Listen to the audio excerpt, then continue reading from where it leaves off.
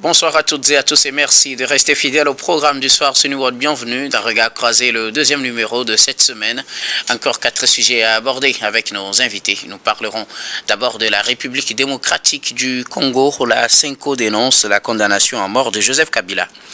Notre deuxième sujet concerne le Maroc. Sans porte-parole, la GNZ 212 défie l'État depuis 10 jours. Troisième sujet, nous parlerons du Tchad. La limitation des mandats présidentiels est supprimée. Puis nous terminerons bien évidemment par le Togo, devoir de mémoire, le 5 octobre 90, 35 ans après. Et pour en parler ce soir, deux invités sur ce plateau avec moi, Louis Kamako, vous êtes journaliste et analyste politique. Bonsoir Louis et bienvenue. Bonsoir docteur, bonsoir à tous les téléspectateurs et téléspectatrices de la télévision du Monde Nouveau. Bonsoir à mon co-débatteur. Merci beaucoup à vous Louis d'avoir répondu à notre invitation. C'est plutôt moi. Notre deuxième invité ce soir, Germain Pouli. Vous êtes journaliste et directeur de publication du journal Togo Réveil. Bonsoir Germain et bienvenue. Bonsoir docteur, bonsoir à tous les téléspectateurs de New World. Merci beaucoup à vous Germain d'avoir répondu à notre invitation. Merci pour l'invitation. C'est un plaisir d'être dans Regard Croisé. Un plaisir partagé bien sûr. Alors avec vous, nous allons aborder notre premier sujet. Nous prenons la direction de Kinshasa. La CENCO dénonce la condamnation à mort de Joseph Kabila. La conférence épiscopale conférence épiscopale nationale du Congo. La CENCO dénonce la condamnation à mort de l'ex-président Joseph Kabila. Est accusé de trahison et de crimes de guerre. Il est condamné à la peine de mort, ce que dénonce cette conférence épiscopale qui a pris l'habitude de se prononcer sur la question de l'actualité politique en République démocratique du Congo. Pour la CENCO, la peine de mort n'est pas une bonne chose, bien sûr. On sait qu'ils défendent les valeurs de l'Église, et l'Église est bien évidemment contre le fait de tuer quelqu'un, Louis Kamako. Oui, justement, il fallait justement commencer par là pour dire la CENCO, c'est de quelle entité il s'agit-il. Il s'agit justement d'une entité religieuse qui est composée des hommes en soutane, c'est les prélats. Et donc, ces hommes-là, ces hommes justement enseignent les principes bibliques, enseignent les principes évangéliques, notamment les commandements de Dieu qui vous dit par exemple que tu ne tueras point. Quand vous lisez l'Exode 20, verset 13, vous le trouverez dedans. Donc pour l'Église catholique, bien pour la CENCO, la conférence épiscopale nationale du Congo, la condamnation à mort de Joseph Kabila ou bien la condamnation à mort de quiconque est un péché, si je veux parler de façon triviale. Donc pour eux, c'est pas un verdict qui respecte en fait les commandements divins. C'est pas un principe, c'est pas un verdict justement qui respecte ce qu'on peut appeler la sacralisation ou bien la dignité de la personne humaine. Donc sur le plan religieux, l'argumentation de la CENCO est justement basée sur le caractère justement sacré de la personne humaine, la dignité de l'être humain. Tout homme est, selon la CENCO, est un projet de Dieu et que nul n'a le droit d'ôter la vie à quiconque. Donc c'est pour cela que les prélats ou bien les évêques justement condamnent cette condamnation à mort de Joseph Kabila. Ça c'est le premier point. Le deuxième, c'est le caractère expéditif du procès. Vous n'êtes pas sans savoir que l'ancien président a été condamné par contumace à l'absence justement d'un avocat, ce qui justement montre que le respect du droit à la défense et l'absence de la partialité judiciaire ont été justement mis à rude épreuve. Donc pour la CENCO, c'est pas un procès en soi au cours duquel un président doit être condamné parce que les droits du mis en cause n'ont pas été respectés de bout en bout.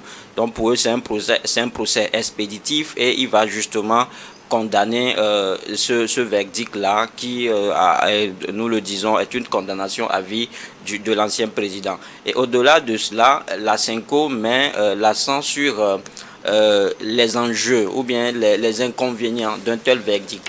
C'est-à-dire qu'aujourd'hui, on accuse justement Joseph Kabila d'être en connivence avec le M23.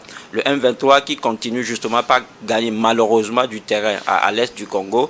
Et donc, pour la CENCO, la condamnation de la condamnation à mort de Joseph Kabila pourrait justement radicaliser ses partisans.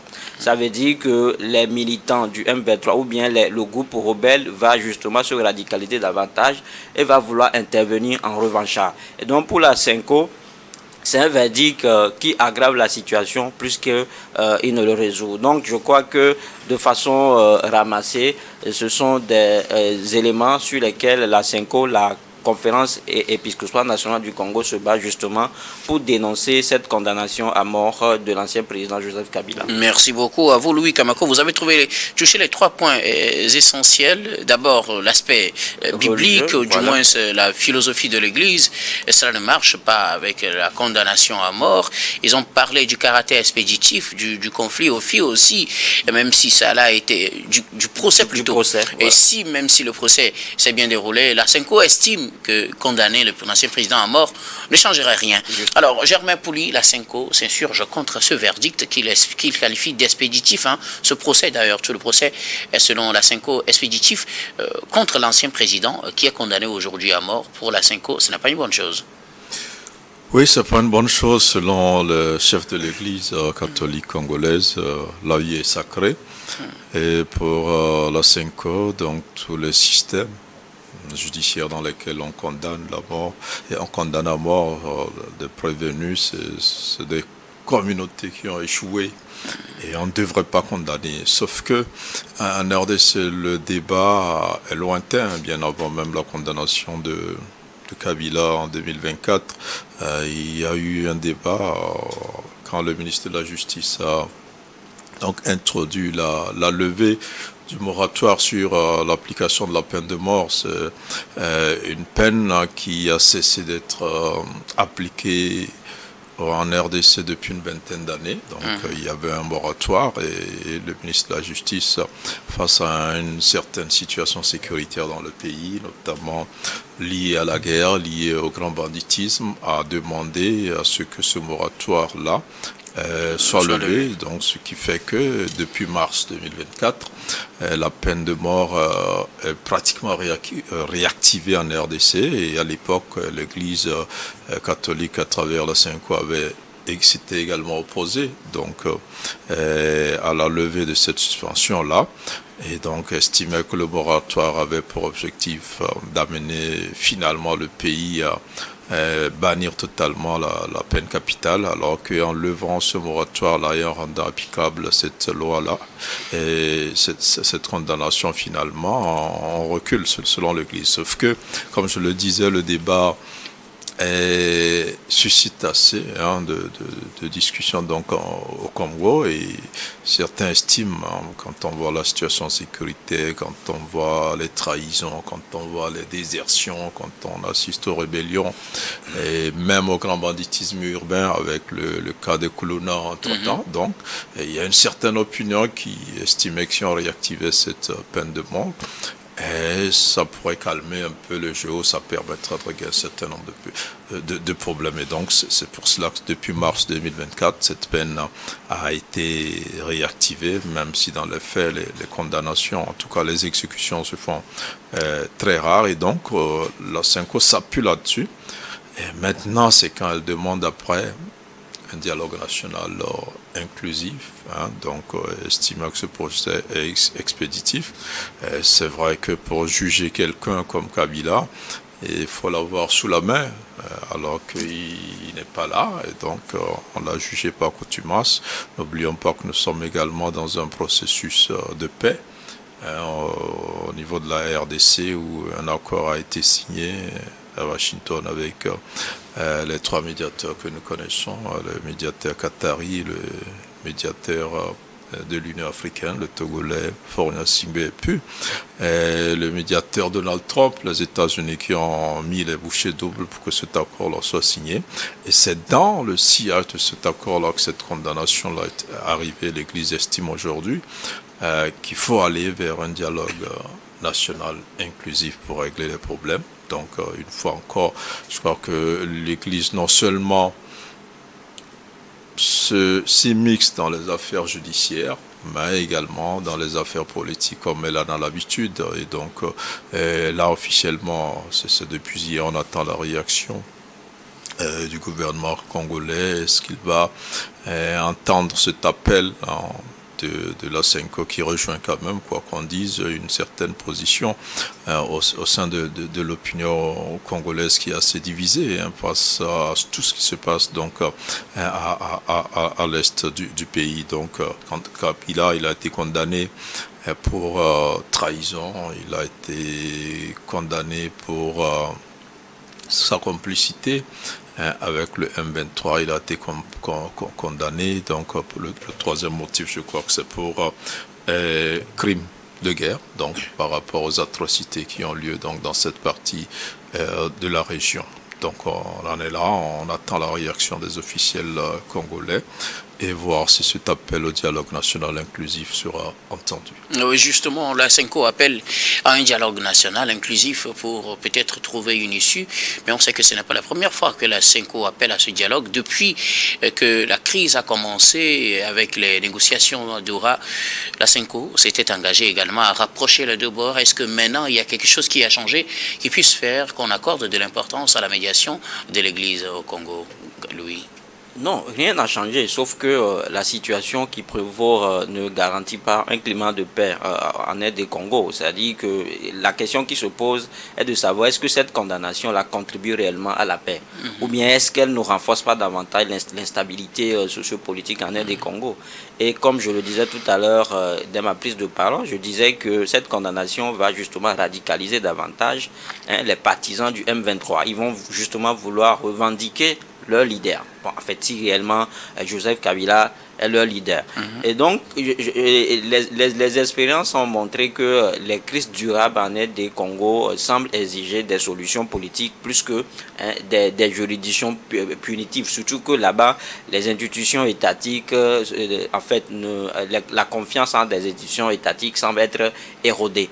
Donc, je crois qu'aujourd'hui, avec cette condamnation-là, tout le monde sait que la Est du Congo est plus que jamais divisée. Et donc, pour justement amorcer un processus de réconciliation dit de ce nom, et justement faire face en fait aux groupes armés qui continuent malheureusement, comme je le disais tout à l'heure, de gagner du terrain, il va falloir justement s'asseoir autour d'une table. C'est en cela que l'appel au dialogue de la CENCO s'avère nécessaire et selon moi pourrait recevoir un soutien indéfectible de la part de toutes les autorités Mais si congolaises. c'est pour discuter autour d'une table, il y a plusieurs autres initiatives qui pour le moment peinent à porter leurs fruits. Pour ce qui est des initiatives entre Congolais, ça peine à porter des fruits. Je rappelle que cette semaine, de nouveaux rounds sont en cours à Doha pour essayer de trouver une issue. Mais c'est la question d'échange de prisonniers qui bloque les discussions. Est-ce que la CENCO pourra vraiment tenir à ramener les deux bords à discuter et à trouver la paix? Non, la CENCO, je crois que chaque fois, ça fait déjà des années, quand on parle de la politique congolaise, on doit forcément inclure la CENCO. Oui, donc ça veut dire que la CENCO maîtrise à peu près ce qui se passe. Surtout que c'est une entité religieuse, je mets l'accent sur le caractère religieux en fait de la chose. Parce que, bon, naturellement, en Est du Congo, je crois que ce sont des chrétiens et ils ont ce qu'on appelle la crainte de Dieu. Et donc, les prélats, les hommes en soutane, ils les considèrent souvent comme des pères spirituels. C'est en cela que ils sont, pour moi, des personnes, en fait, susceptibles ou bien des personnes, justement, capables, justement, d'amener à cette paix-là. Donc la CENCO, déjà au cours de cette crise-là, ou bien au milieu de cette crise-là, a appelé justement au dialogue. La CENCO a eu à rencontrer des acteurs dans cette crise-là. Et donc aujourd'hui, ça ne marche pas. On voulait essayer avec Qatar. Qatar aussi, à un moment donné, s'est montré, entre guillemets, inefficace face à la crise. Donc aujourd'hui, ce que souhaitent peut-être les Congolais, c'est une solution nationale à une crise nationale. Et donc, comme je le disais tout à l'heure, la CENCO connaît bien, sait ce qui bien se passe. Peut-être une solution locale serait justement en fait le panacée. Merci beaucoup à vous, Louis Kamako. Est-ce que le dialogue voulu par la CENCO, initié depuis quelques mois, pourra marcher avec cette nouvelle condamnation, celle de Joseph Kabila. Je rappelle qu'il n'est pas le premier à être condamné à mort depuis la réactivation ou bien la fin du moratoire sur la peine de mort en République démocratique du Congo. Oui, non, je crois que moi je situe cette condamnation dans le processus de paix en cours. Bon, je crois que sur le terrain, malgré le cessez-le-feu, on voit le M23 qui avance. Donc le gouvernement, sur le plan militaire, s'il n'avance pas, il fait quoi? Lui aussi doit avoir de quoi échanger donc lors de la poursuite des pourparlers. Donc quand vous voyez même la célérité avec laquelle ce procès a été organisé et la condamnation est intervenue, moi je crois que ça va être des arguments, ça va être des choses qui seront mises sur table lors des dernières négociations. Et il faut dire qu'il y a eu quand même beaucoup d'avancées. On s'attend à ce que cette guerre-là soit réglée rapidement, mais elle ne pourra pas être réglée rapidement parce que c'est une très longue guerre. Ça fait des décennies que cette guerre-là est là, et cette partie du Congo donc est occupée, qui a des morts, et donc rien n'a été fait. Sur le plan local, ces églises en RDC sont assez divisées. Vous allez voir que quand on parle de la Senko, on parle des catholiques.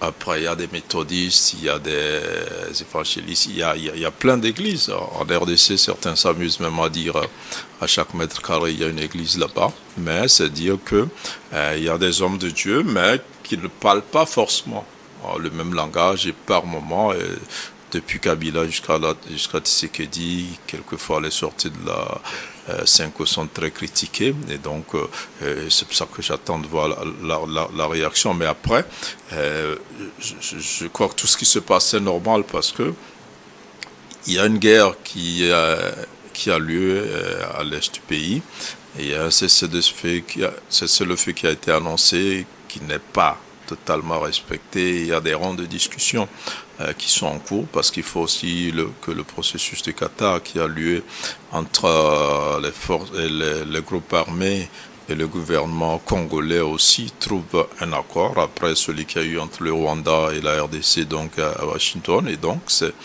un processus qui est un peu lent, mais il y a eu plusieurs grandes avancées, et aujourd'hui cette sortie de la Senko, je ne sais pas si elle apportera quelque chose, parce que sur le plan local, s'il y avait un moyen de régler des problèmes, ça aurait été fait depuis. Donc aujourd'hui on a un président américain qui, même s'il met ses intérêts en avant, met suffisamment de pression donc pour pouvoir arriver à régler ce problème.